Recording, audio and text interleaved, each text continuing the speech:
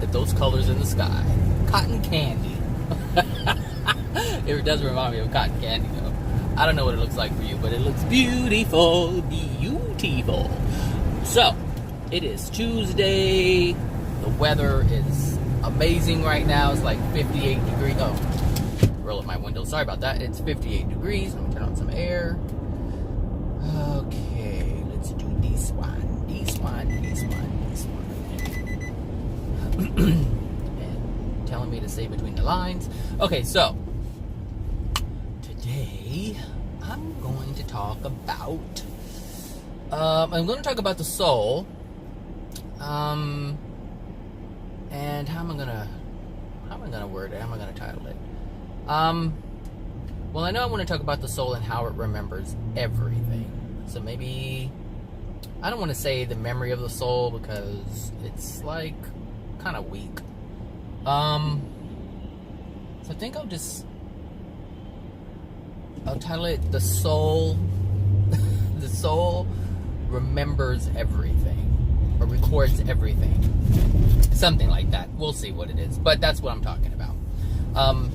And I think if I talk about this, some of you may have a better or a clearer understanding as to the importance of what we do on this planet, how we live, the actions that we take, the things that we involve ourselves in, the feelings that we project towards people, the feelings that we project towards ourselves, everything. It's all relevant. All of it's relevant.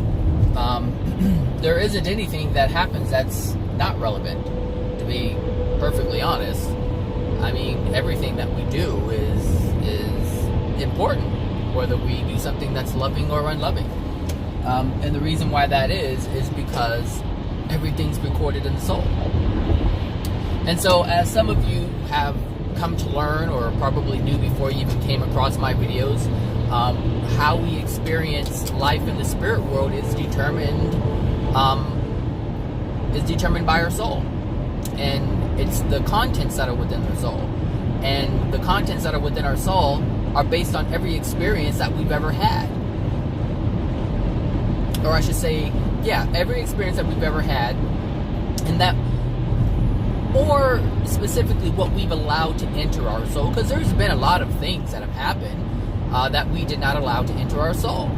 And there are things that have happened and we allowed it to enter our soul. And if we have allowed it to enter our soul, then that is going to be taken into account when we pass. It's taken into account now, but it's going to be felt even more when we pass. And I've thought about this, years ago. I thought, as I was starting to learn about, the spirit world and how, you can see things more clearly. There was a time, that I thought it would be easier to deal with these emotional injuries. But I'm thinking, after I've learned more and I've I've listened to these spirits speak about their experience there, one thing I've understood, or have come to understand, is when we pass and we are in a place that is unlike Earth, when we don't have any nature, when we don't have animals, when we don't have any of these things to distract us from our pain, because understand, everything that we see, the mountains, the rivers, creeks, and animals, and all the different types of species of flower and trees and bushes and berries and fruits and all this stuff that we have, that nature is, that the Creator has provided, allows us for a distraction from the things that are within our soul that are dark. And so the feeling that we have now, like we have all this crap within our soul, right? All these unloving things that cause us to have painful experiences. We have all of this within us. And yet at the same time, we're able to be distracted by cars, music, all of these different things. Painting. We can work with clay. We can create things with wood. These are things that you can do right now. You can just go out and start carving a piece of wood and do something and experience that. But if your soul is in such a dark condition and you pass, none of this stuff is there. So what are you to do? There's nothing to do but sit with the pain that's within your soul. Now, of course, this is a very extreme contrast, and if your soul is so dark to where that's what you would experience, and that's what you would experience. Looks like we're all getting in this lane. I don't know what this Prius is going to do. Are you going to do something crazy? Are you going to do something cray-cray? That was crazy. I don't know what you thought. You need to think a little harder, sir. So, what if we go or we pass into a very dark space? That stuff's not going to be there. That stuff's not going to be there. And so you have to ask yourself, do you think it's going to be easy to focus on your pain while you're in pain? No, it's not. Or I should say this. It's more clear. Do you think you can focus on releasing your pain when you're so angry that you're experiencing pain? That's more accurate. How can you release pain when you're so angry that you're feeling so much pain? You can't. You can't. Well, you can, but it's very difficult. You would have to focus. You would have to have an intent. You would have to have a desire to release the things that are within you. But in order to do that, you would have to understand that that's what needs to be done. And I'm telling you, and you probably already know it, most people don't know that. Most people have no idea what to do to release the pain. I know it. Some of you know it. And even at that doesn't mean that we engage in it. You see? Oh, wow, man. Wow. Wow. So yeah, the soul. It records everything. Every single thing. It's you know, and I've said it before, everything that man creates is a reflection of how the universe operates. So man creates a computer. What does a computer do?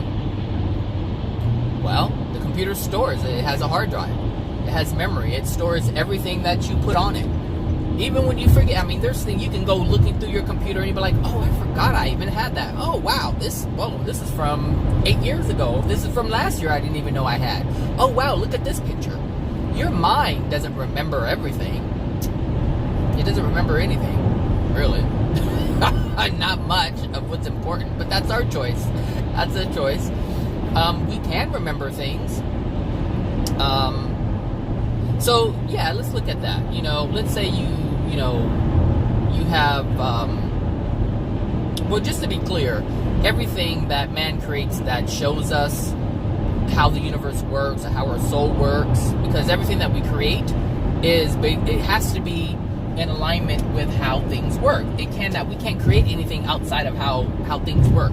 So if the universe is designed to function in a certain way, we will build something that is going to mimic an aspect of the universe. That's going to happen. It's just going to happen. You can't get out of it because we're working within the confines of the universe, and the universe has a certain structure to it, and we are created in the image of, and so we are going to create. Since we are made in the likes of the Creator, or in the image of the Creator, we are going to create the same way the Creator would create. So how things work, we're going to create something that works in that same way. And if you can look at it like this, the Creator created the universe, okay? The Creator is outside of the universe. The Creator created the universe just like we would create a house. We are outside of the house. We are not the house, but we function within the house. Does that make sense? So we create just like the Creator creates. And everything that we create here is the same way that the Creator creates. If that makes sense. So the meaning, so we may create different things physically, but what word am I looking for?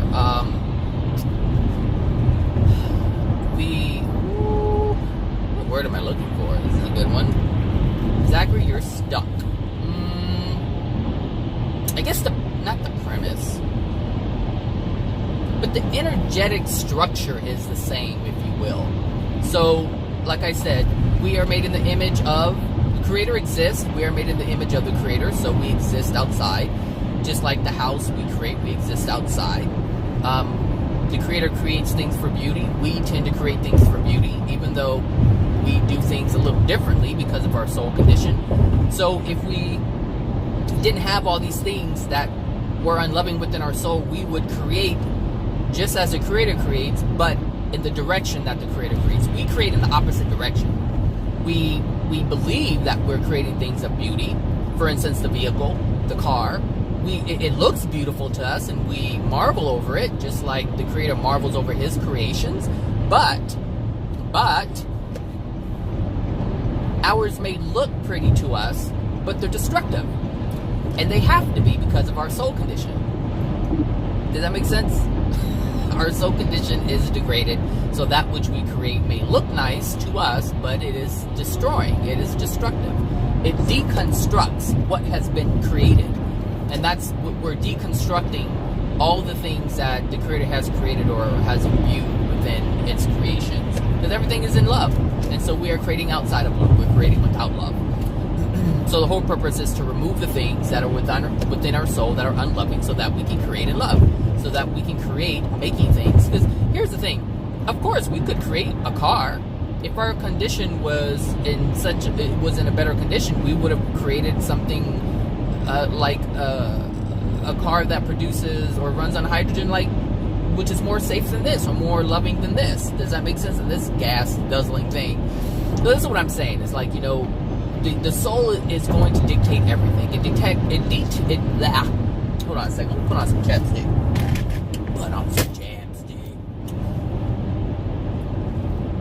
That voice that I just did reminded me of a song, The Double Dutch Bus. Some of you will know that. Some of you won't. The Double Dutch Bus. Beep, bop, boom, boom. Oh, I'm going to end this video early because I'm going to listen to that song. Alright, my lips are nice and moist. We're ready to go. So, any word boo-boos, or I'm just going to blame it on brain fog. So, now what was I saying?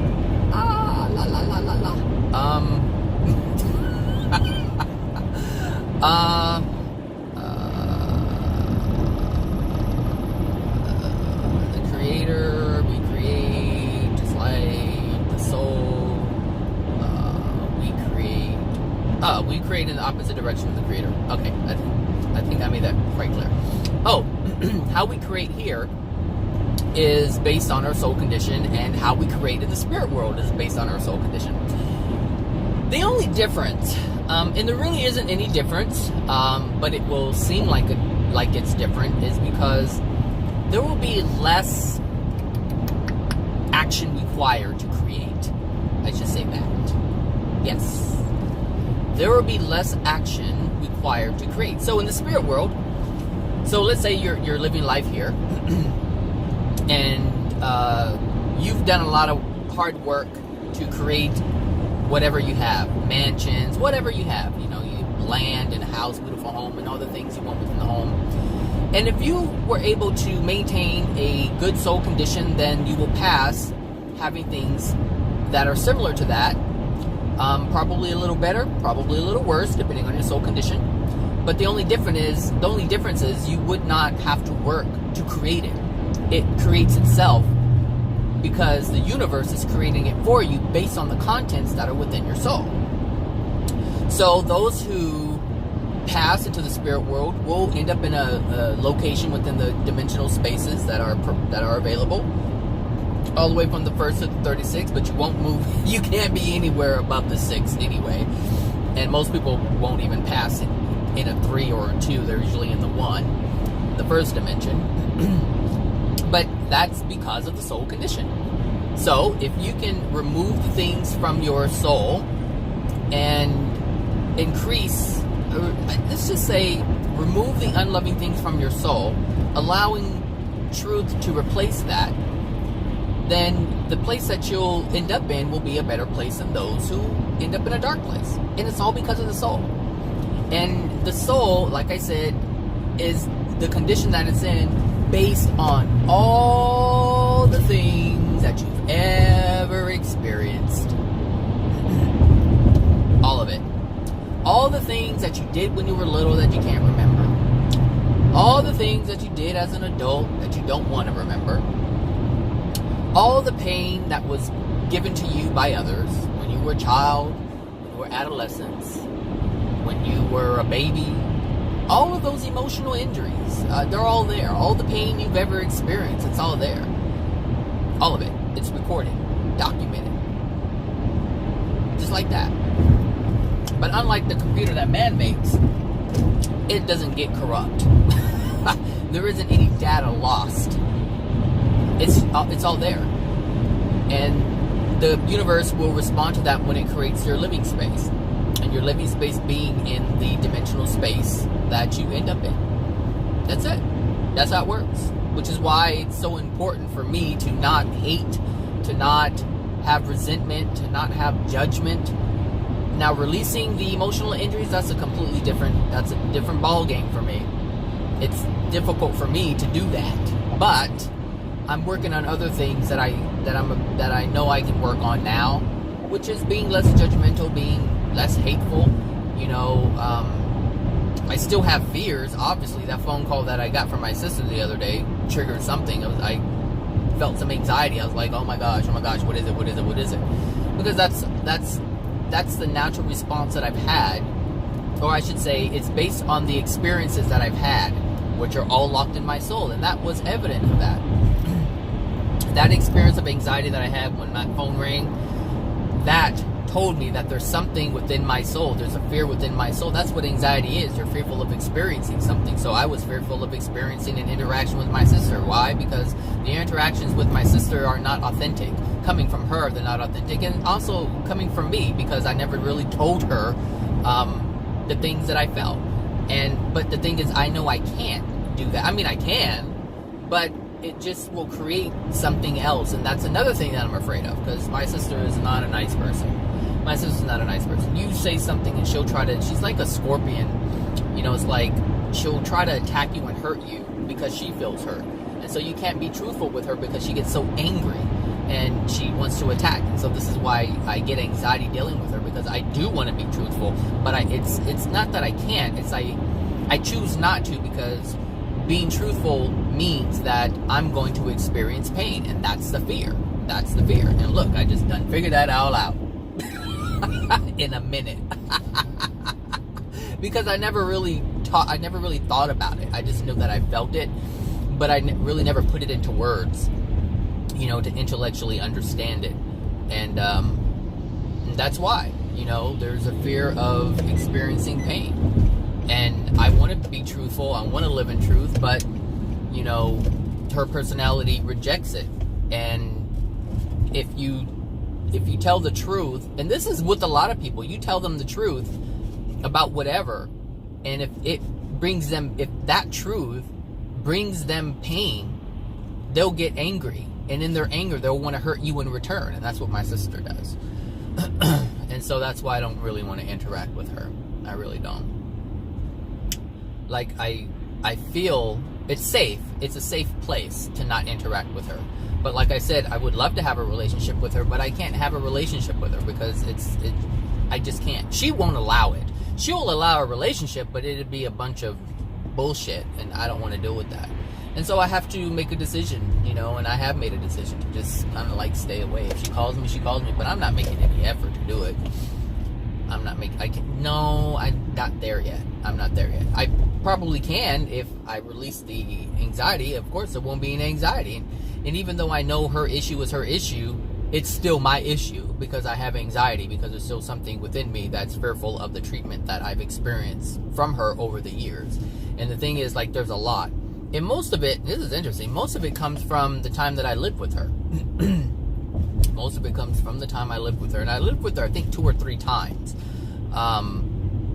So there were periods of time I've said in the past, that I didn't live with my mother.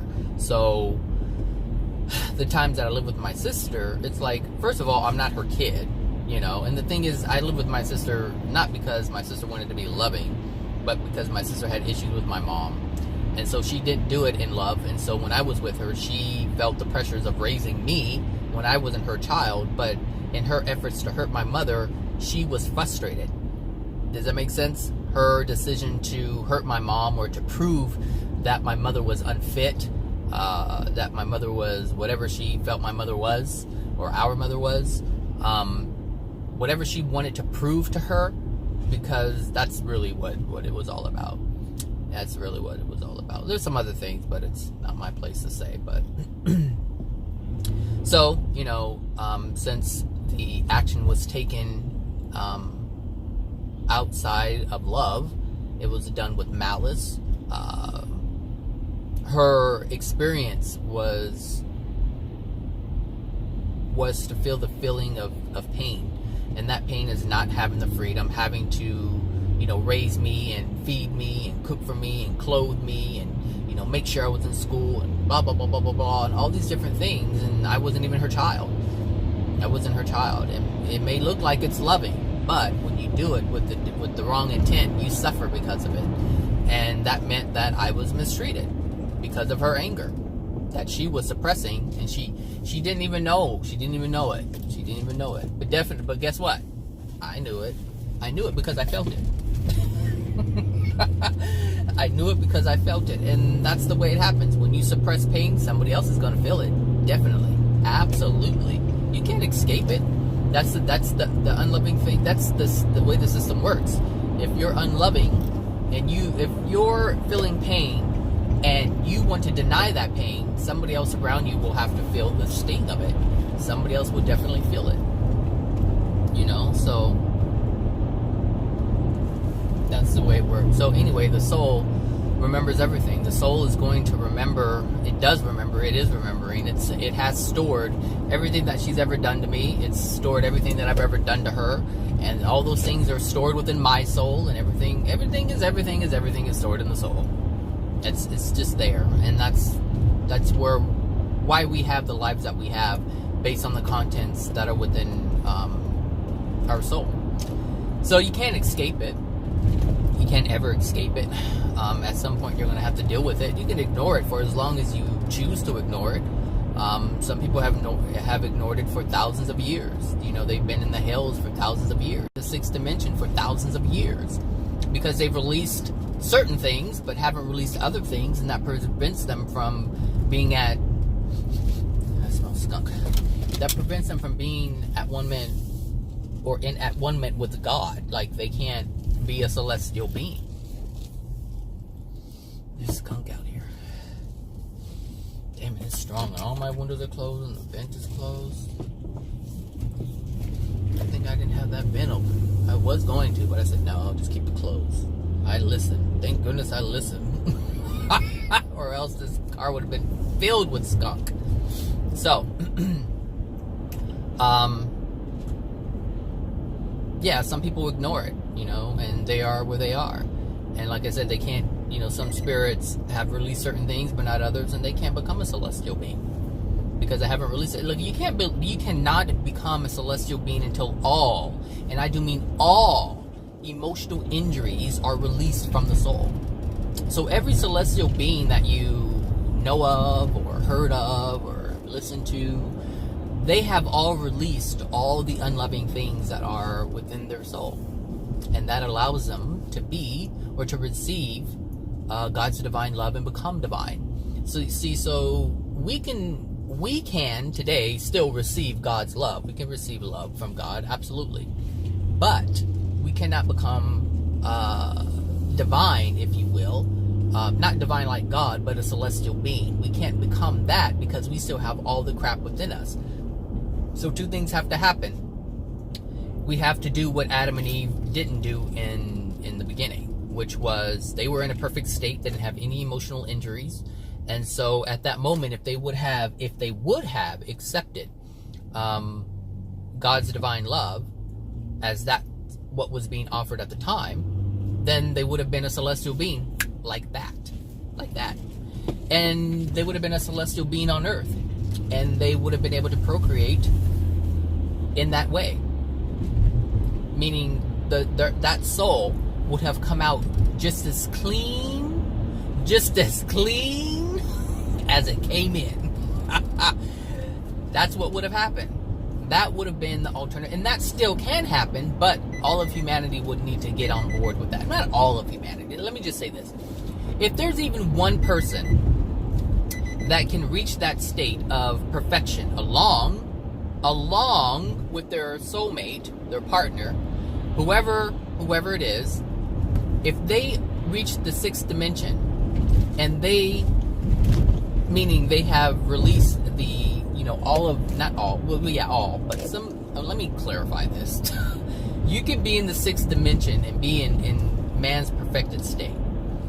Now, there are certain levels within the dimension. So just like there's many levels within the 1st dimension, there's thousands of levels within the 1st dimension. And there's also thousands of levels within the 6th dimension. So you can be at the lower level of the 6th dimension and still have a lot of love within you, what is called man's love, man's natural love. That can happen, and you can have some things left in your soul that you need to get rid of. And you can be at the top of the 6th dimension, which is right before the 7th. And that's the transitional state, and that's the point I'm talking about. Lady, I don't know what you're doing. I don't know.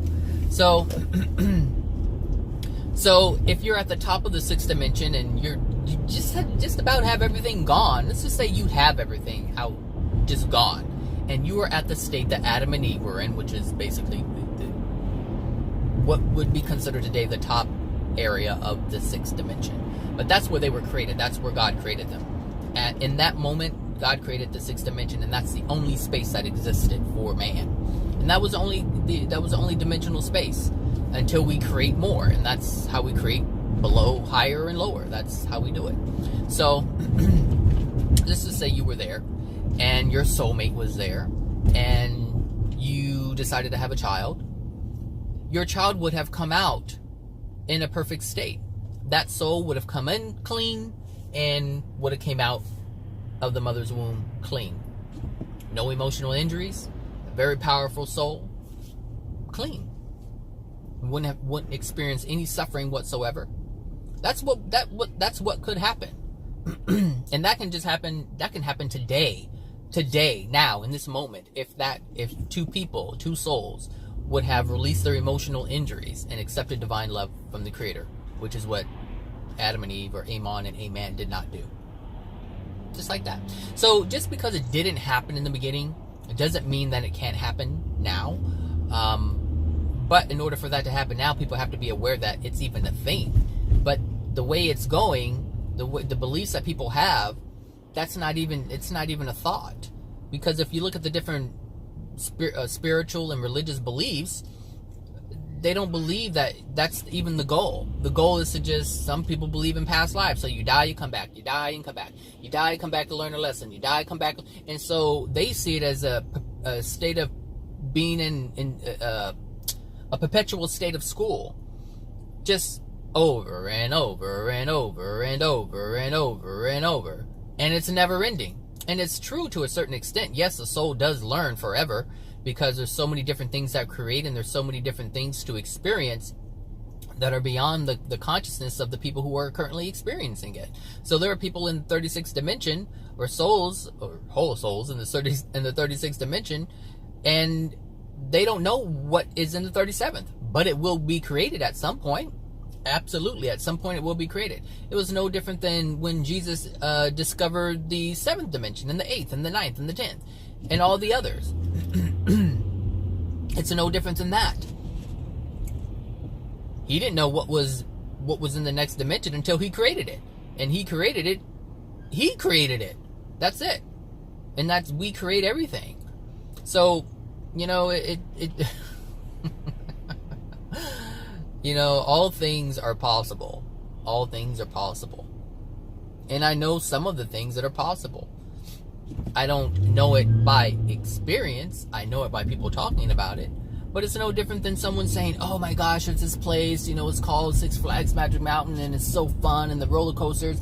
And if you've never seen a roller coaster before, if you've never heard of it, just think of a child who has never seen a roller coaster, and we went to this place, and there's all this fun stuff, and this ride, and they're like, what's a ride? And you're like, oh gosh, it feels like you're flying, and like, oh my gosh, that sounds so cool, but they can't imagine it because they've never seen it.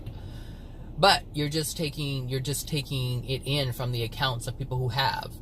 And so that's what I do. That's what I do when I listen to the spirits. That's what I do when I listen to AJ speak, or Mary speak, or any of the other, spirits who have come back that were here in the 1st century.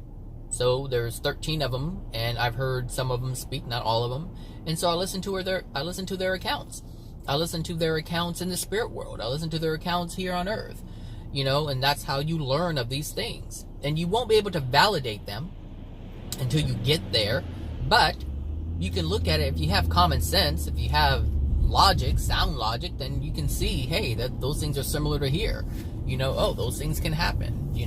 So most people believe because they want hard physical evidence, and some of these things you just can't get yet. You can't, and these people don't have faith. That's what the atheist is. They don't have faith in anything. You have to prove it to them, and so the world remains small. It remains. They remain in this constricted space, and they created it. They created it for themselves, and they choose that. They choose to keep saying the same thing, which is, that's not true. That's not true. That's not true. That's not true. But the soul remembers everything. The soul will remember their stubbornness. The soul will remember the good things that you did, the good deeds that you've done. The soul will remember the progress that you've made. The soul remembers everything. Everything. And your life is dependent upon your soul. So if you're suffering, there's things in your soul that's causing suffering. And though you may feel it, understand we are still in God's grace. Meaning all this stuff that we see here, like these buildings, the only reason why these buildings are here is because the Creator gave us materials so that we could build these things. Yes, we may have designed them, we may have conjured up the concept and executed it, but without these things that are present, without the trees, without the dirt, the different chemicals and elements that are here, we couldn't have created any of this. So just imagine that the lower 1st dimension, all of God's grace is gone.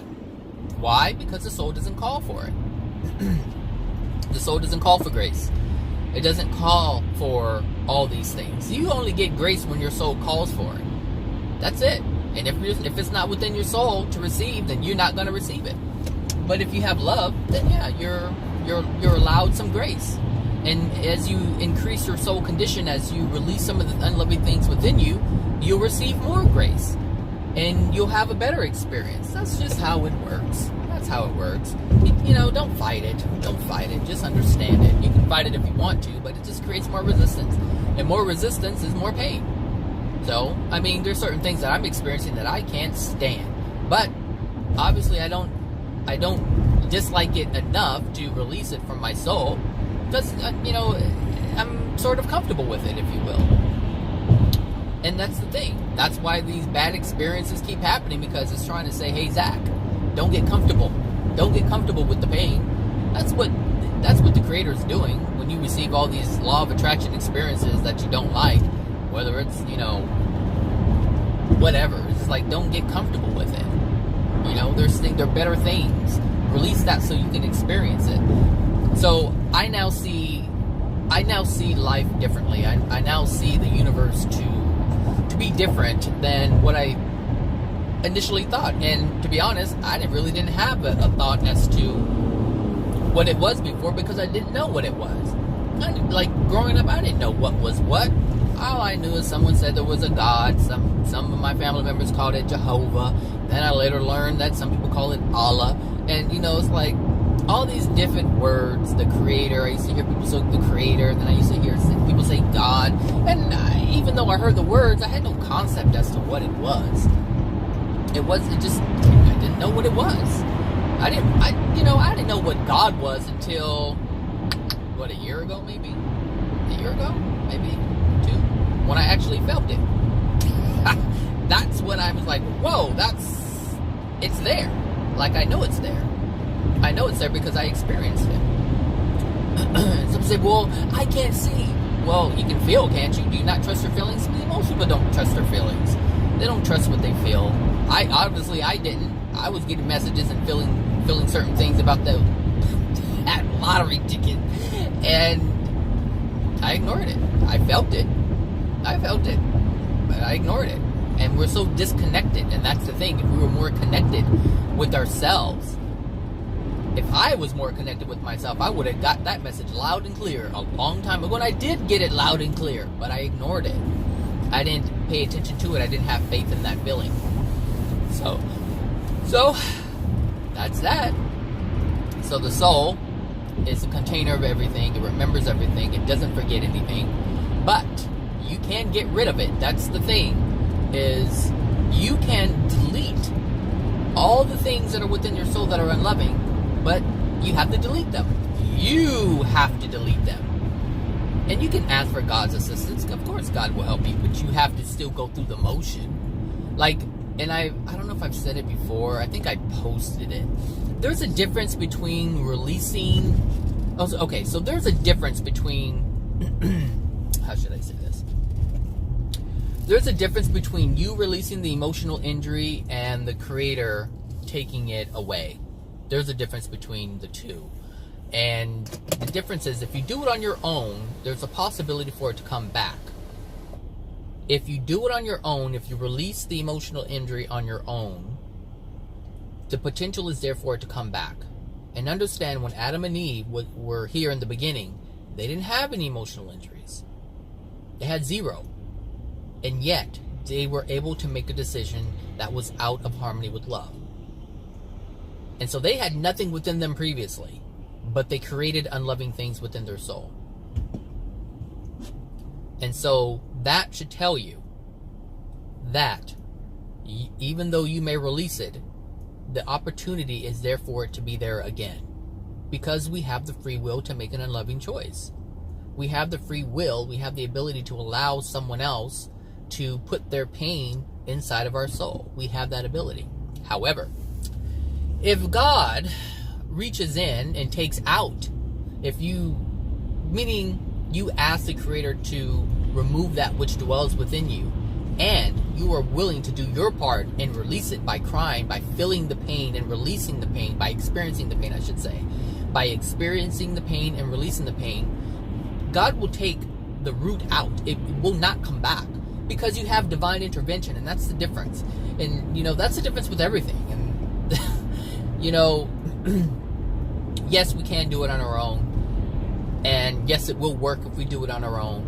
But if we ask for the Creator's assistance, if we allow the Creator to be part of our life, then we benefit from that interaction. We benefit from that relationship. And so once the Creator steps in and does His thing, it's absolute, it's final, it's done, and it won't come back. It won't come back. And this is why the celestial being cannot fall. This is why the celestial being cannot fall.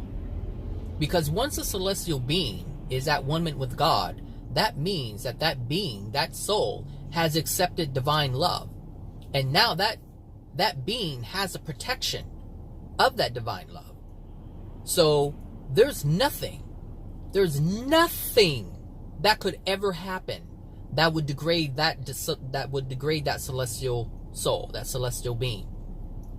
So many of these celestial beings will or can go to these lower dimensions and help people, but they're protected. No matter what if you listen to some of these videos, you'll see it, and they don't talk about it, but you'll see what I'm talking about. And this is what I'm talking about in terms of patterns. I notice things. So if you look at some of these videos that are on the Divine Truth channel, if you type in Divine Truth plus Spirit Discussions, some of these celestial beings will come and assist the spirit that AJ is helping. All right, and he'll take them to. He'll like there's some of them where there's this one where these celestial spirits take these people to see the people who have harmed them while they were on Earth and show them that they're in a darker place than they are. And some of them are fearful. Some of them are very fearful because they don't want to be affected by the anger and the hatred and the rage of the people who dwell within the hells. And so Jesus says, oh, they can't protect you. They can't hurt you as long as you're with, the friends that I've asked to come. And these friends are celestial beings. And they have the power to repel the darkness. And it can't touch them. It can't enter them at all. And this is what I'm saying. If you do it on your own, if you release it on your own, you have the potential of it coming back. You have the potential of being in that same space again. But if you acknowledge the Creator and ask the Creator to assist you with removing this from your soul, and you have a sincere, you want to get over later? If you have a sincere desire to not do it again, the Creator will reach in and take it out. As long as you're doing your part, the process of releasing it, sure, the Creator will remove it. And you would have had divine love. The love of the Creator, meaning the love that the Creator has for you, to remove that suffering. That's love that's being given to you, to remove that pain. The Creator has that power. And the thing is, once the Creator does that, it was through divine intervention. Like the Creator intervened and said, here, I'll do that for you, my child, basically. I see that you are truthful. I see that you are authentic. I see that you are pure in your intent. You're pure in your desire to be better. And I see that. And I recognize that. And as a result, I will remove this from you. And it's really that simple. It's really that simple. It's not simple in doing it. The execution is difficult for us because we're so fearful of it. We have so many different blocks and fears. But that's really what happens. And once that happens, you don't ever have to be worried about that again. And that's just one aspect of divine love that you would have received. Just one. Out of all the thousands that you have to deal with, that's just one. And if you continue to ask for the Creator's assistance with the desire of being better, with the desire of being a more loving soul, if that's what you truly desire, that's what you will get help with. But if you desire to do it on your own, then you have that right. You have that free will. But our will, our creation, is not as powerful as the Creator's. So we have to understand that. And I know some people don't want to acknowledge God or acknowledge the Creator, but if you don't acknowledge His great power that is there, then you can't benefit from the great power that is there because you don't believe it's there. And this is a choice. That's it. I need to start leaving earlier. I need to stop leaving at 6:11 and start leaving at 6 o'clock because this traffic just makes me late. Which is my choice. Now, I knew this. I knew this weeks ago. I'm like, school's back in session, leave a little earlier, but I just haven't executed it. Again, my choice. So, I know I talked about how the soul remembers everything, but you can delete it. You can delete it on your own, or you can ask the Creator to delete it for you. But it will remain there until it's deleted, and it has to be your choice. Before the Creator can do anything, it has to be your free will choice for that to happen. So whether it's your free will choice to do it on your own, and your free will choice to have the Creator be a part of the process because you understand the process, because you want to have divine intervention, because you want to have, and the thing is, it's not the kind of intervention, that most people think, oh, God's gonna just take it away. Yeah, God does take it away, but you have to understand how God is going to take that away.